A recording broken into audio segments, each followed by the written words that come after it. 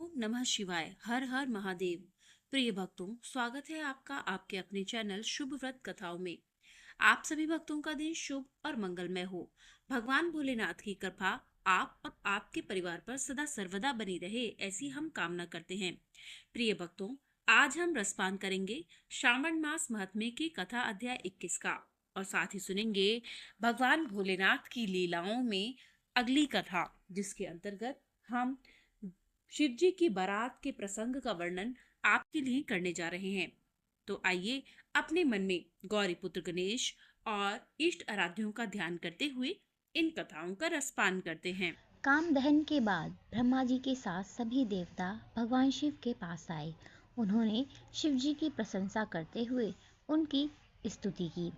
भगवान शिव ने देवताओं से पूछा, देवताओं, तुम्हारे आगमन का क्या कारण है? देवताओं ने कहा, प्रभु, आपने कामदेव को भस्म कर रति को वरदान दिया। यह बड़ा अच्छा किया। दंड देकर कृपा करना आपका सहज स्वभाव है। भगवती पार्वती ने आपको पति रूप में प्राप्त करने के लिए कठोर तप किया है। अब आप हम देवताओं की विनती सुनकर पार्वती जी को पत्नी रूप में स्वीकार करें तथा संसार को ऐसा पुत्र दें जिससे तारकासुर के अत्याचार से जगत का उद्धार हो। भगवान शिव ने विवाह करना स्वीकार कर लिया। सप्तऋषियों ने उनके आदेश से हिमवान के घर जाकर सारा समाचार कह सुनाया। हिमवान परम प्रसन्न हुए। उन्होंने शुभ दिन का विचार कर लगन पत्रिका सप्तऋषियों को सौंप दी। सप्तऋषियों ने वह पत्रिका ब्रह्मा जी को दी। चारों तरफ आनंद छा गया। आकाश से फूलों की वर्षा होने लगी। नाना प्रकार के बाजे बजने लगे। दसों दिशाओं में मंगल कलश सजा दिए गए। भगवान शिव के आदेश से देवर्षि नारद ने संपूर्ण देवताओं को निमंत्रण दिया। भगवान विष्णु के साथ संपूर्ण देवता नाना वाहनों पर सवार होकर कैलाश आए। ब्रह्मा जी ने विधि पूर्वक मंडप स्थापन, नांदी मुख श्राद्ध आदि के साथ मांगलिक कृत्य शिव जी से संपन्न करवाए। शिवगणों ने नाना प्रकार से भगवान शिव का श्रृंगार किया। तदनंतर ब्राह्मणों को आगे करके महादेव ने प्रसन्नतापूर्वक कैलाश से प्रस्थान किया। भगवान शंभु ने नंदी आदि को अपने साथ हिमाचलपुरी चलने की आज्ञा देते हुए कहा, तुम लोग थोड़े से गणों को यहाँ रखकर शेष सभी मेरे साथ हिमवान के नगर चलो। भगवान भूत भावन का आदेश मिलते ही नंदी तथा वीरभद्र आदि गणराज असंख्य कोटि गणों तथा भूतों को साथ लेकर चले। उस समय चंडी देवी भी रुद्रदेव की बहन बनकर खूब उत्सव मनाती हुई आ पहुंची। उनका वाहन प्रेत था। वे अपने सर पर जल से भरा हुआ कलश का लोटा लिए चल रही थीं। बेड़ियों की गड़गड़ाहट और शंखों के गंभीर से तीनों लोग गूंज उठे। देवता लोग शिवगणों के पीछे पीछे उत्साहपूर्वक चल रहे थे। संपूर्ण सिद्धियां और लोकपाल आदि भी देवताओं के साथ थे। देवमंडली के मध्य भाग में गरुड़ासीन भगवान विष्णु चल रहे थे। उन पर चंवर डुलाए जा रहे थे तथा उनके ऊपर सुंदर छत्र तना था। अपने गणों से घिरे हुए वे अद्भुत शोभा पा रहे थे।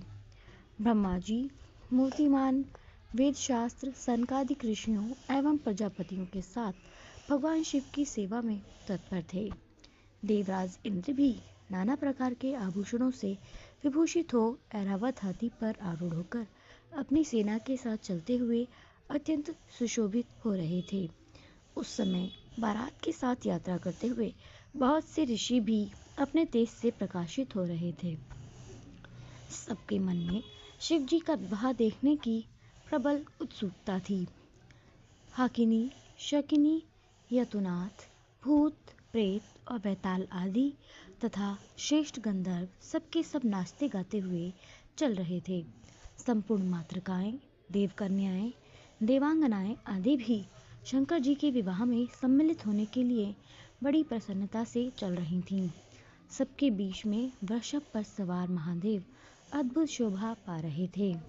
इस प्रकार अनेक प्रकार से आनंद मनाती हुई यह विचित्र बारात हिमवन के नगर के समीप पहुंची। प्रिय भक्तों, आइए अब हम रसपान करते हैं आज के श्रावण मास के कथा महात्म्य 21 का। सनत कुमार बोले, हे दयानिधे, कृपा करके अब आप पौर्णमासी व्रत की विधि कहिए, क्योंकि हे स्वामिन, इसका महात्म्य सुनने वालों की श्रवण इच्छा बढ़ती है। ईश्वर बोले, हे सनत कुमार, इस श्रावण मास में पूर्णिमा तिथि को उत्सर्जन तथा उपाकर्म संपन्न होते हैं। पौष के पूर्णिमा और माघ की पूर्णिमा तिथि उत्सर्जन कृत्य के लिए होती है, अथवा उत्सर्जन कृत्य हेतु पौष की प्रतिपदा अथवा माघ की प्रतिपदा तिथि विहित है, अथवा रोहिणी नामक नक्षत्र उत्सर्जन कृत्य के लिए प्रशस्त होता है, अथवा अन्य कालों में भी अपनी अपनी शाखा के अनुसार उत्सर्जन तथा उपाकर्म दोनों का साथ साथ करना उचित माना गया है। अतः श्रावण मास की पूर्णिमा को उत्सर्जन कृत्य प्रशस्त होता है। साथ ही ऋग्वेदियों के लिए उपाकर्म हेतु श्रवण नक्षत्र होना चाहिए। चतुर्थ,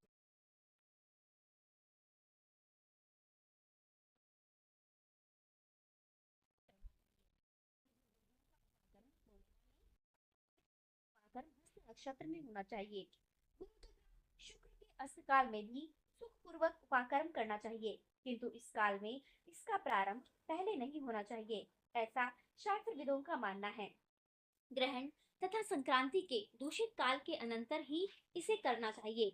हस्त नक्षत्र युक्त पंचमी तिथि में अथवा भाद्रपद पूर्णिमा तिथि में उपाकर्म करें। अपने अपने गुहा सूत्र के अनुसार उत्सर्जन तथा उपाकर्म करें।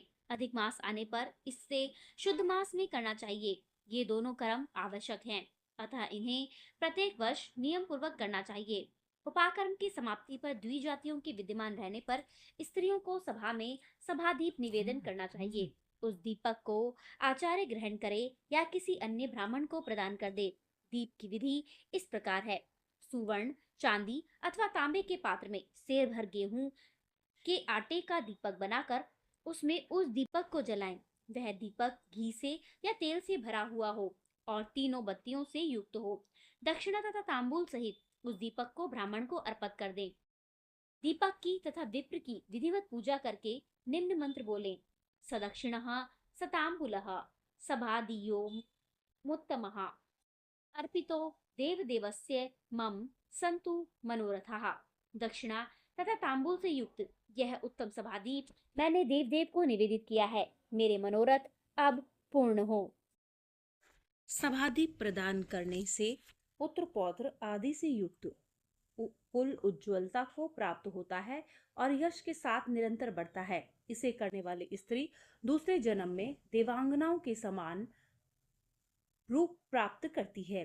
वह स्त्री सौभाग्यवती हो जाती है और पति की अत्यधिक प्रिय पात्र होती है। इस प्रकार 5 वर्ष तक इसे करने के पश्चात उद्यापन करना चाहिए और अपने सामर्थ्य के अनुसार भक्ति पूर्वक दक्षिणा देनी चाहिए। हे सनत कुमार, यह मैंने आपसे सभादीप का शुभ महात्म्य कह दिया। उसी रात्रि में श्रवणाकर्म का करना बताया गया है। उसके बाद वहीं पर सर्प बलि की जाती है। अपना अपना गुहा सूत्र देखकर ये दोनों ही कृत्य करने चाहिए। हैग्रीव का अवतार उसी तिथि में कहा गया है, अतः इस तिथि पर हैग्रीव जयंती का महोत्सव मनाना चाहिए। उनकी उपासना करने वालों के लिए यह उत्सव नित्य करना बताया गया है। श्रावण पूर्णिमा के दिन श्रवण नक्षत्र में भगवान श्रीहरि हैग्रीव के रूप में प्रकट हुए और सर्वप्रथम उन्होंने सभी पापों का नाश करने वाले सामवेद का गान किया। इन्होंने सिंधु और वितस्ता नदियों के संगम स्थान में श्रवण क्षेत्र नक्षत्र में जन्म लिया था, अतः श्रावणी के दिन वहां स्नान करना सभी मनोरथों को पूर्ण करने वाला होता है। उस दिन वहां शांग धनुष, चक्र और गदा धारण करने वाले विष्णु की विधिवत पूजा करें। उसके बाद बंधु बांधवों के साथ वहां क्रीड़ा करें तथा भोजन करें। स्त्रियों को चाहिए कि उत्तम पति प्राप्त करने के उद्देश्य से जल क्रीड़ा करें। इस दिन अपने अपने देश में तथा घर में इस महोत्सव को मनाना चाहिए। हैग्रीव की पूजा करनी चाहिए। उनके मंत्र का जप करना चाहिए। यह मंत्र इस प्रकार है। आदि में प्रणव, उसके बाद नमः लगाकर, बाद में भगवते धर्माय जोड़कर, उसके भी बाद आत्म विशोधन शब्द की चतुर्थी विभक्ति आत्म विशोधनाय लगानी चाहिए। पुनः अंत में नमः शब्द प्रयुक्त करने से 18 अक्षरों वाला ओम नमो भगवते धर्माय आत्मविशोधनाय नमः मंत्र बनता है। यह मंत्र सभी सिद्धियां प्रदान करने वाला और 6 प्रयोगों को सिद्ध करने वाला है। इस मंत्र का पुरस्चरण 18 लाख अथवा 18,000 जप का है। कलयुग में भी इसका पुरस्चरण इससे भी 4 गुना जप से होना चाहिए। इस प्रकार करने पर हयग्रीव प्रसन्न होकर उत्तम वांछित फल प्रदान करते हैं। इसी पूर्णिमा के दिन रक्षाबंधन मनाया जाता है, जो सभी रोगों को दूर करने वाला तथा सभी अशुभों का नाश करने वाला है। हे मुनि श्रेष्ठ, इसी प्रसंग में एक प्राचीन इतिहास सुनिए। इंद्र की विजय प्राप्ति के लिए इंद्राणी ने जो किया था उसे मैं बता रहा हूँ। पूर्व काल में 12 वर्षों तक दिवासुर संग्राम होता रहा। तब इंद्र को थका हुआ देखकर देवी इंद्राणी ने उन सुरेंद्र से कहा, हे देव, आज चतुर्दशी का दिन है। प्रातः होने पर सब ठीक हो जाएगा। मैं रक्षाबंधन अनुष्ठान करूंगी, उससे आप अजय हो जाएंगे। ऐसा कहकर इंद्राणी ने पूर्णमासी के दिन मंगल कार्य संपन्न करके इंद्र के दाहिने हाथ में आनंददायक रक्षा बांध दी।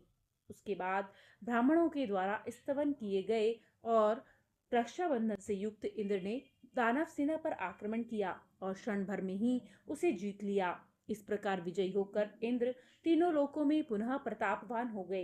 हे मुनीश्वर, मैंने आपसे रक्षाबंधन के इस प्रभाव का वर्णन कर दिया, जो विजय प्रदान करने वाला, सुख देने वाला और पुत्र तथा आरोग्य और धन प्रदान करने वाला है।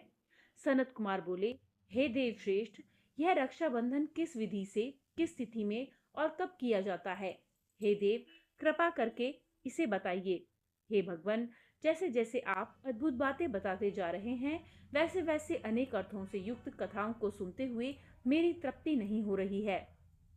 ईश्वर बोले, बुद्धिमान मनुष्य को चाहिए कि श्रावण का महीना आने पर पूर्णिमा तिथि को सूर्योदय के समय श्रुति स्मृति से विधि से स्नान करे। इसके बाद संध्या जप आदि करके देवताओं, ऋषियों तथा पितरों का तर्पण करने के बाद सुवर्णमय पात्र में बनाई गई सुवर्ण सूत्रों से बंधी हुई मुक्ता आदि से विभूषित विचित्र और स्वच्छ रेशमी तंतुओं से निर्मित विचित्र ग्रंथियों से सुशोभित पदगुच्छों से अलंकृत और सरपश तथा अक्षतों से गर्भित एक अत्यंत मनोहर रक्षा अथवा राखी बनाएं। इसके बाद कलश स्थापन करके उसके ऊपर पूर्ण पात्र रखें और पुनः उस रक्षा को स्थापित कर दें।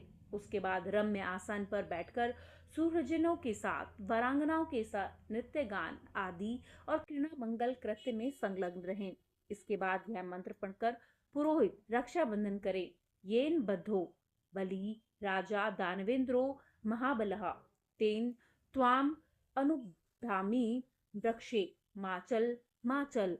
जिस बंधन से महान बल से संपन्न दानवों के पति राजा बलि बांधे गए थे, उसी से मैं आपको बांधता हूँ। हे अक्षय, चलायमान मत हो। ब्राह्मणों, क्षत्रियों, वैश्यों, शूद्रों तथा अन्य मनुष्यों को चाहिए कि यत्न पूर्वक ब्राह्मणों की पूजा करके रक्षाबंधन करें। जो इस विधि से रक्षाबंधन करता है, वह सभी दोषों से रहित होकर वर्ष पर्यंत सुखी रहता है।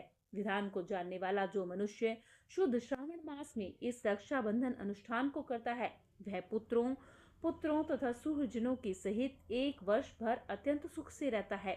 उत्तम व्रत करने वालों को चाहिए कि भद्रा काल में रक्षाबंधन न करें, क्योंकि भद्रा में बांधी गई राखी विपरीत फल देने वाली होती है। इस प्रकार श्री स्कंद पुराण के अंतर्गत ईश्वर सनत कुमार संवाद में श्रावण मास महात्म्य में रक्षाबंधन विधि कथन हयग्रीव जयंती नामक 21वां अध्याय पूर्ण हुआ। तो प्रेम से बोलिए, हर हर महादेव। ओम नमः शिवाय।